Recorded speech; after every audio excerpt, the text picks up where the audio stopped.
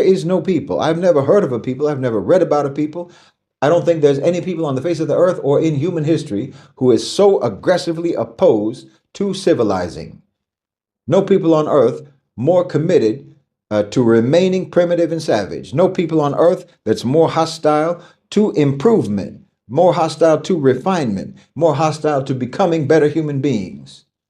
Primitivity and animalistic behaviors are absolutely the hill that you're determined to die on. Wallahi. No one is going to be able to drag you kicking and screaming into decency. You treat the better angels of your nature like intruders who have to be fought tooth and nail. You think conscience is a birth defect. Oh, your countries, we'll still trade with your countries. We'll still maintain diplomatic relations with your countries because that's what civilized people do. We're not like you. You see, annihilation and genocide and war and killing, those are not options for us. But the psychological orientation of our people will have shifted permanently. It will have shifted fundamentally and it will have shifted irreversibly. We're going to go from seeing the West as a model to emulate, the standard to be met, the authority to please.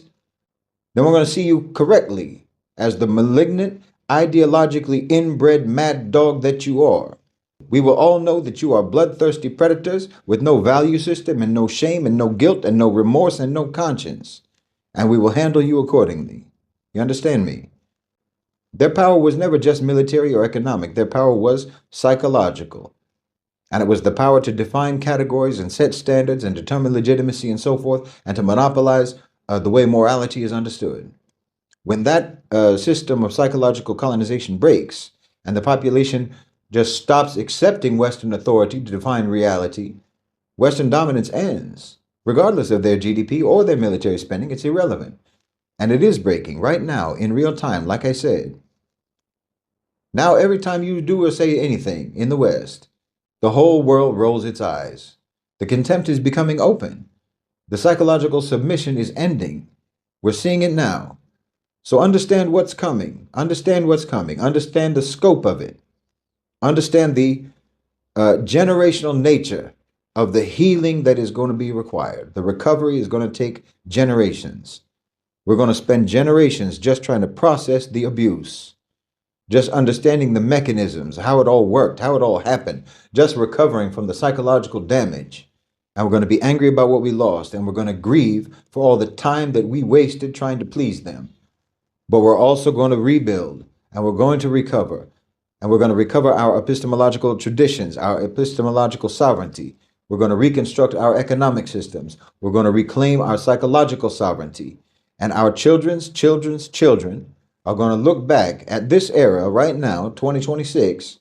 They're going to look back at this era, at Western dominance, at American hegemony, at the entire post-colonial period, the entire period of Western ascendancy. And they're going to look at back the same way that we look at other historical atrocities, with horror at what was done, and with astonishment that anyone ever accepted it. They're going to study all of the mechanisms of mass psychosis and mass manipulation that was pioneered by the West.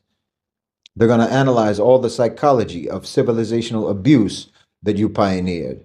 They're going to write dissertations on how the colonized mind rationalized its own subordination. And they're going to ask, how did they ever believe them? That's the question that's coming. That's the reckoning that's inevitable.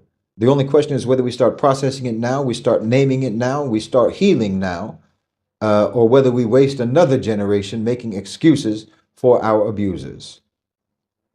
We're breaking up with the West, and we're never going back. That's the awakening.